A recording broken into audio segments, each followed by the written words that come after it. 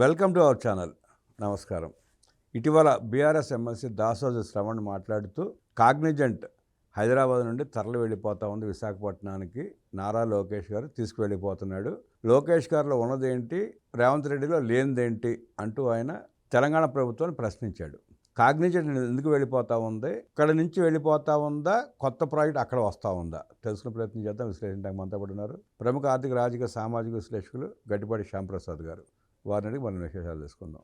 నమస్తే సార్. నమస్తే అండి. దాసోజు శ్రవణ్ గారు బీఆర్ఎస్ ఎమ్మెల్సీ.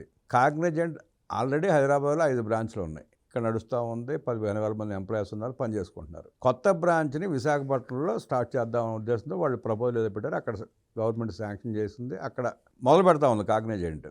దాన్ని ఉటంకిస్తూ శ్రవణ్ గారు రేవంత్ రెడ్డి వల్ల కావట్లేదు, లోకేష్ గారు తీసుకువెళ్ళిపోయాడు అన్న ప్రచారం మొదలుపెట్టాడు. వాస్తవం ఏంటి, ఆ ప్రచారాన్ని ఎలా చూస్తారు? యాక్చువల్గా ఇది జరిగింది నిజమే, కానీ ఇది పొలిటికల్గా తీసుకెళ్తున్నారు వీళ్ళు. బీఆర్ఎస్ అతను ఎమ్మెల్సీ దాసోజు శ్రావణ్ ఉన్నాడు కదా, ఇది రేవంత్ రెడ్డిని బ్లేమ్ చేయాల్సిన అవసరం ఏమీ లేదు. ఎందుకంటే కాగ్నిజెంట్ అనేది already existing in Hyderabad.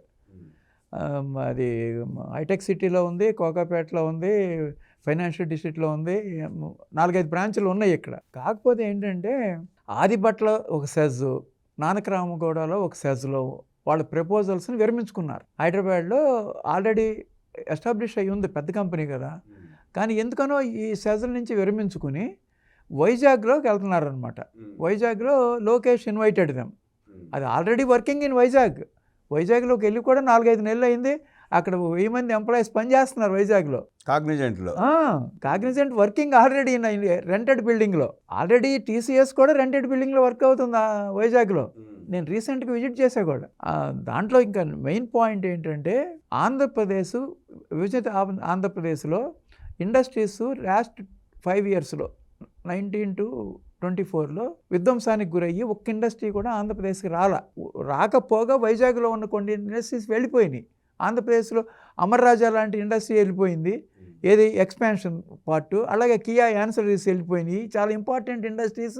Lulu వెళ్ళిపోయింది, జాకీ వెళ్ళిపోయింది, రకరకాలుగా చాలా వెళ్ళిపోయినాయి. వెళ్ళిపోయినాయి, అసలు వచ్చాయి కూడా ఏది రాలా. అందుకని లోకేష్ ఈ కూటమి గవర్నమెంట్లో ఇంపార్టెంట్ పోర్ట్ఫోలియో ఉన్న minister, IT minister plus education minister, 20 లక్షల ఉద్యోగాలే ధ్యేయంగా పనిచేస్తున్నాడు ఆయన.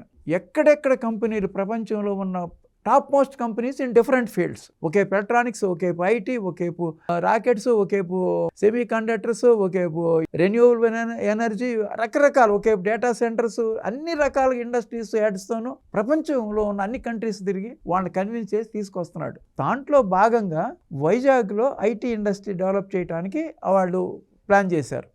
ప్లాన్ చేసినప్పుడు ఏం చేశారు, పెద్ద పెద్ద కంపెనీలు కావాలంటే వైజాగ్కి రావాలంటే అక్కడ సరైన విమానాశ్రయం లేదు, కన్వేయన్స్ లేదు, ఫెసిలిటీస్ లేవు, ఇన్ఫ్రాస్ట్రక్చర్ లేదు. అవన్నీ భోగాపురం విమానాశ్రయం 2 సంవత్సరాల్లో దాన్ని పూర్తి చేసి దాన్ని ప్రారంభించబోతున్నారు. వచ్చే నెల ప్రారంభిస్తున్నారు. అది చాలా పెద్ద క్రెడిట్ టు వైజాగ్ అనమాట. అది భోగాపురం విమానాశ్రయం వస్తుంది కాబట్టి ఈ కంపెనీస్ అన్నీ వస్తానికి అవకాశం దొరికింది. అది important, most important is airport, international airport. International బ్రహ్మాండమైన ఎయిర్పోర్ట్. అందుకని ఈ లోకేష్ ఏం చేశాడంటే ఐటీ కంపెనీస్లో దిగ్గజాలతో మాట్లాడాడు, టీసీఎస్తో మాట్లాడాడు, కాగ్నిజెంట్తో మాట్లాడాడు, ఇన్ఫోసిస్తో మాట్లాడాడు, యాక్సెంచర్తో మాట్లాడాడు, క్యాప్ జెమినీతో మాట్లాడాడు, ఐబిఎంతో మాట్లాడాడు, రకరకాల కంపెనీస్తో మాట్లాడుకుంటూ వస్తున్నారనమాట. వాళ్ళు అంతంత పెద్ద కంపెనీలు వైజాగ్ ఎందుకు వస్తాయి, వాళ్ళకి కావాల్సినంత ఫెసిలిటీస్ ఇస్తున్నారు వీళ్ళు.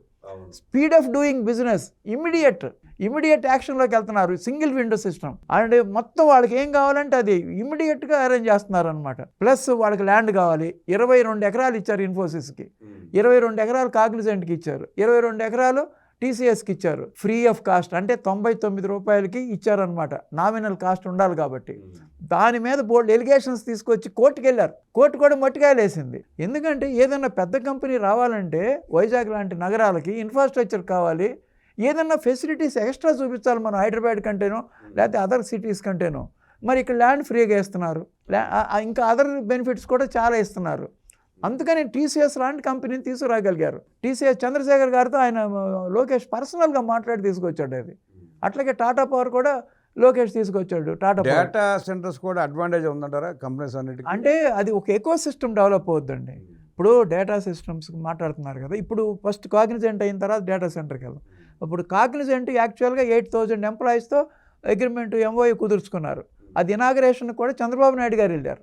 చంద్రబాబు నాయుడు గారు వెళ్ళి ఇనాగరల్ స్పీచ్లో 8,000 కాదు మీరు ఇక్కడ చేయాల్సింది, 25,000 ఎంప్లాయీస్ని పెట్టేట్టుగా దీన్ని ఎక్స్పాండ్ చేయండి అని రిక్వెస్ట్ చేశాడు ఆయన స్టేజ్ మీదే. వాళ్ళు మేము ఈ ఫేజ్ వైజ్గా 25,000 ఎంప్లాయీస్ని ఇక్కడ మేము రిక్రూట్ చేసుకుంటామని వాళ్ళు స్టేజ్ మీదే మాట్లాడారు. మాట్లాడి ఒక రెంటెడ్ బిల్డింగ్లో వాళ్ళకి ఇమీడియట్గా క్యాంపస్ ఇచ్చేశారు. ఏది కాగ్నిజెంట్కి. ఇక్కడ గవర్నమెంట్తో రేవంత్ రెడ్డి గారు ఏదో అతను సముద్రుడు కాదని వెళ్ళలా, అక్కడ లోకేష్ గారి యొక్క విజన్ చూసి, చంద్రబాబు నాయుడు గారి బ్రాండ్ చూసి, ఇక్కడ హైదరాబాద్ అంతా ఈ సాఫ్ట్వేర్ కంపెనీలు మొత్తం, ఈ హైటెక్ మొత్తం చంద్రబాబు నాయుడు గారి వల్లే వచ్చిందని వాళ్ళకి తెలుసు. అందుకనే చంద్రబాబు నాయుడు గారు మళ్ళీ వైజాగ్ అనే ప్లేస్లో కూడా ఇట్లాగే డెవలప్ చేస్తాడు. ఇక్కడ ఎటు కాగ్నిజెంట్ ఉంది, కాకపోతే 2 కొత్త సైజుల్లో నానక్రామగూడలో ఆదిపట్ల సెంటర్స్ వాళ్ళు విరమించుకుని వైజాగ్లో పెడుతున్నారు. వైజాగ్లో ఫ్రీ ఆఫ్ కాస్ట్ ఇస్తున్నారు ల్యాండ్. 22 ఎకరాలు ఇస్తున్నారు. దాని కన్స్ట్రక్షన్ కూడా శంకుస్థాపన కూడా జరిగిపోయింది. టీసీఎస్ కూడా శంకుస్థాపన జరిగిపోయి 1 or 2 yearsలో ఓన్ పర్మనెంట్ క్యాంపస్లో ఓన్ బిల్డింగ్స్లో పెడతారు వాళ్ళు. ఇప్పుడు మీరు అడిగినట్టుగా డేటా సెంటర్స్కి అడ్వాంటేజ్ ఉంది వైజాగ్కి, ఎందుకంటే సీ ఉంది అక్కడ. అంటే డేటా సెంటర్స్ అన్ని రావటం వల్ల కూడా ఈ ఐటీ కంపెనీస్ అన్నీ అక్కడ ఫార్వర్డ్ మూవ్ అవుతున్నాయి అంటారా? అవకాశం ఉందండి, అది అవకాశం ఉంది. అన్ని రకాలుగా వైజాగ్ బాగా కంఫర్టబుల్గా ఉందన్నమాట. ఎందుకంటే సఫిషియెంట్ ల్యాండ్ ఉంది అక్కడ. ఇప్పుడు ఋషికొండ దగ్గర నుంచి దగ్గర భీమిలి ప్రాంతం, Vizianagaram up to Bhogapuram airport దాకా బోల్డ్ ల్యాండ్ ఉంటుంది. అదంతా ల్యాండ్ ఉంది. కొండలన్నీ నేను పర్సనల్గా మనం చూశాను, ఎంత బ్యూటిఫుల్గా ఉందో. ఒకేపు సీ వ్యూ, ఒకేపు కొండలు, గ్రీనరీ, అన్ని రోడ్స్, అన్ని ఇన్ఫ్రాస్ట్రక్చర్ అన్నీ వేసేసి ఉన్నాయి అన్నమాట. అన్నిట్లో ఇంత బ్రహ్మాండమైన కంపెనీలు వస్తుంటే వైజాగ్ ప్రపంచ స్థాయి నగరం అవుతుంది. మీరు గమనిస్తే విశాఖపట్నం వెళ్ళడానికి బెంగళూరు, హైదరాబాద్ ఐటీ ఎంప్లాయీస్ చాలామంది మొగ్గు చూపుతున్నారంట. అంటే బెంగళూరు నుంచి హైదరాబాద్ వైజాగ్ రావడానికి వెళ్తున్నారు, కానీ కంప్లీట్గా వైజాగ్ రావడానికి చోట్ల బెంగళూరు నుంచి హైదరాబాద్ కూడా కొంతమంది వస్తున్నారు. అంటే అక్కడ పర్యాటకంగా బాగుంది, బీచ్ అది ఉంది. అంటే బీచ్ చాలా పెద్ద బీచ్, అంటే అప్ టు భీమిలి వరకు అది కూడా టూరిస్ట్ ప్లేస్ లాగా తయారు చేయబోతున్నారు. టూరిస్ట్ ప్లేస్ తయారవుతా ఉంది.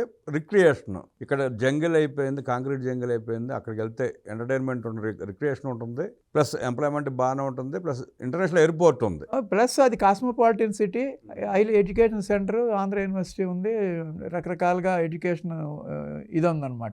అదొక్కటే కాదండి. ఇప్పుడు మీరు అడిగారు డేటా సెంటర్స్ వల్ల ఏదైనా అడ్వాంటేజ్ ఉందంటే, డేటా సెంటర్స్ వలన ఎకో సిస్టమ్ డెవలప్ అవుతుందండి. డేటా సిస్టమ్ ఎందుకంటే అన్ని ఐటీ కంపెనీస్ మీరు అన్నట్టుగా వాళ్ళ డేటా బాగా నియర్గా ఉంటుంది.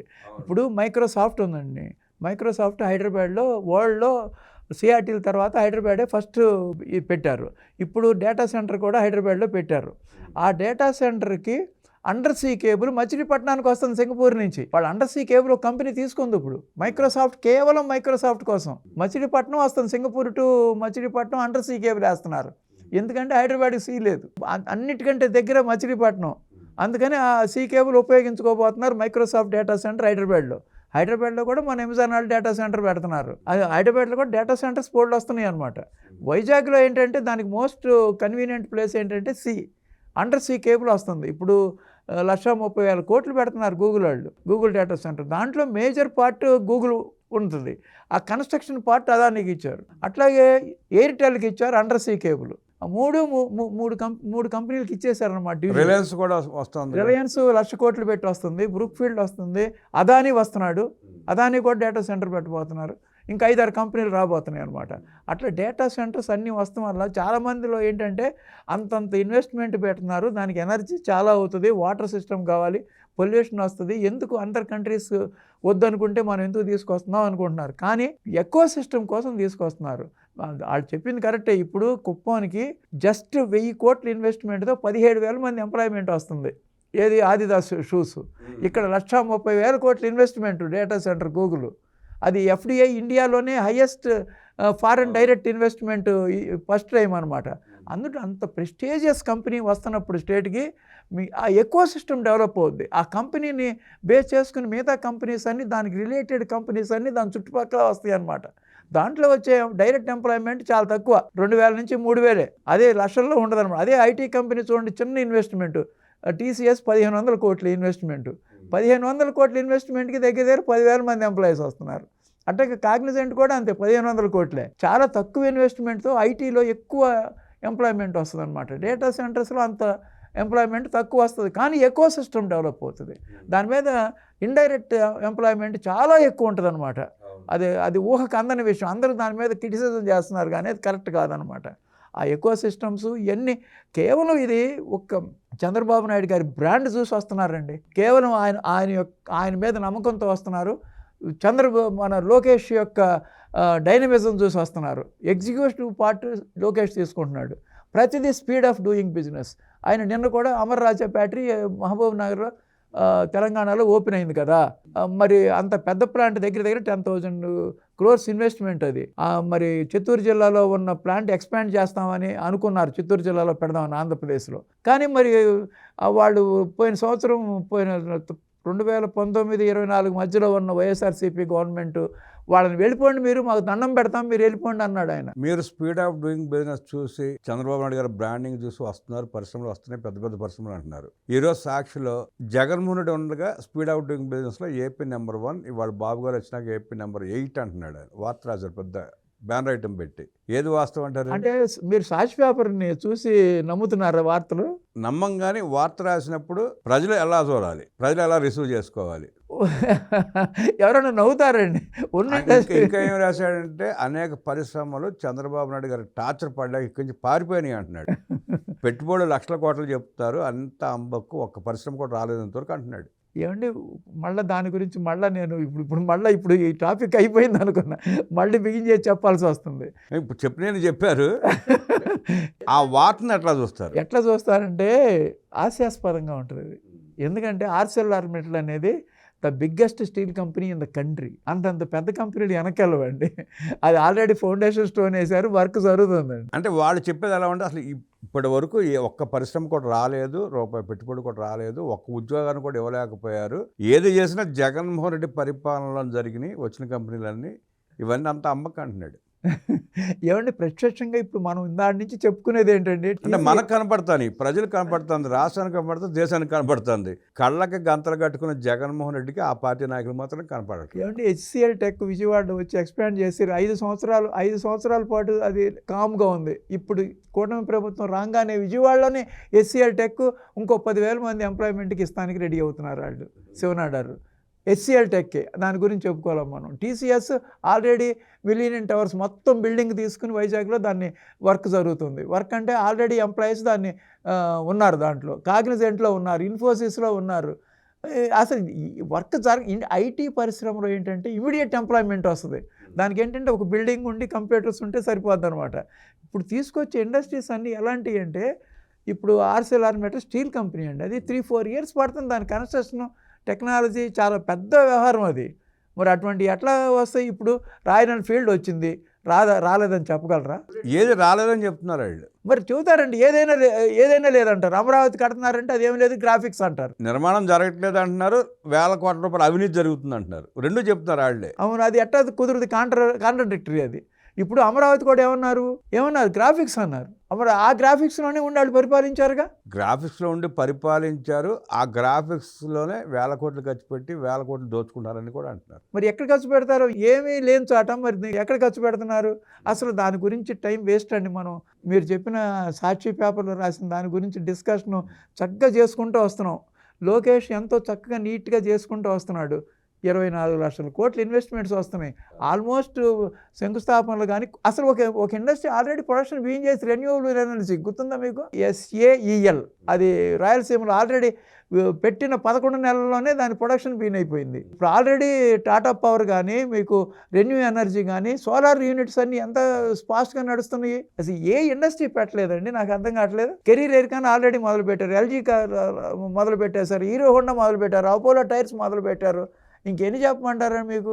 ఏ ఇండస్ట్రీ మొదలు పెట్టలేదు. NTPC మొదలు పెడితే గంటన్నర వచ్చిన పరిశ్రమల పేర్లు చెప్పడానికి సరిపోతుంది. అసలు పేర్లు మనకే శాంతం తెలియవండి, అది లిస్ట్ తీసుకుని చదవాలి. కొన్ని వందల కంపెనీలు వచ్చినాయి. ఇప్పుడు NTPC గ్రీన్ హైడ్రోజన్ ఉందండి, అది లేటెస్ట్ కాన్సెప్ట్. గ్రీన్ హైడ్రోజన్ అనేది లేటెస్ట్ కాన్సెప్ట్. ఇవాళ మరి ట్రైన్ హైడ్రోజన్తో నడుస్తుంది. హర్యానాలో ఓపెన్ చేశారు నిన్న ప్రధానమంత్రి గారు. రేపు హైడ్రోజన్ ప్లాంట్ కనుక అది అంతా 1,80,000 కోట్ల ప్రాజెక్టు, ఎన్టీపీసీ ప్రాజెక్టు. మరి దానికి ల్యాండ్ ఎక్వైర్ అయింది, దానికి ప్రహరీ కట్టారు, దాని గ్రౌండ్ వర్క్ అంతా జరుగుతుంది. అది అంత పెద్ద ప్రాజెక్ట్ ఓవర్ నైట్లో పెడతారా? కాకినాడ కూడా గ్రీన్ నైట్రోజన్ ప్రాజెక్ట్ కూడా స్టార్ట్ అయిపోయింది కదా plant. గ్రీన్ అమోనియా ఏం చేశారంటే అది నాగార్జున ఫర్టిలైజర్ ప్లాంట్ని వాళ్ళు తీసేసుకున్నారు. తీసుకుని ఆల్రెడీ ఎస్టాబ్లిష్డ్ కంపెనీ అది. గ్రీన్ అమోనియా అంటే హైడ్రోజన్ కూడా తయారవుద్ది అనమాట. అది already established plant readymade plant దొరికింది వాళ్ళకి, వాళ్ళు ప్రమాణంగా పెడుతున్నారు. అది దాంట్లో అసలు అది ఏంటంటే లేటెస్ట్గా చంద్రబాబు నాయుడు గారు కానీ లోకేష్ కానీ మామూలుగా క్యాజువల్గా కంపెనీస్ పెట్టలేదండి. మ్యానుఫ్యాక్చరింగ్లో కూడా టాప్ మోస్ట్ టెక్నాలజీ ఇప్పుడు హైడ్రోజన్ ఎనర్జీ. అది ఎంత లేటెస్ట్. ఇక రాను ఇంజిన్లు, డీజిల్ ఇంజిన్లు కానీ ఎలక్ట్రిక్ ఇంజిన్ కానీ ఉండవు, హైడ్రోజన్ మీద నడుస్తాయి. మరి అది కొత్త కాన్సెప్ట్, కొత్త టెక్నాలజీ వచ్చినప్పుడు ఓవర్ నైట్లు అవుతాయా? 1,80,000 కోట్ల ప్రాజెక్టు పెట్టంగానే 2 రోజుల్లో చేయగలమా? ఒక చిన్న ఆటోమొబైల్ షాప్ పెట్టాలంటేనే మీకు బోల్డ్ టైం పడుతుంది. దాని గురించి అసలు మీరు అనవసరంగా ఈ సాక్షి పేపర్ చెప్పిన మూడంతా పోయింది. బీఆర్ఎస్ నాయకుడు దాసోజు శ్రవణ్ లోకేష్ను ప్రశంసించడాన్ని ఆహ్వానిస్తూ ఈ 24 మాసాల్లో లోకేష్ సాధించిన విజయాలని, అనేక విషయాలని మనకు తెలియజేసిన శ్యాంప్రసాద్కి ధన్యవాదాలు తెలియజేస్తూ నమస్కారం. నమస్తే.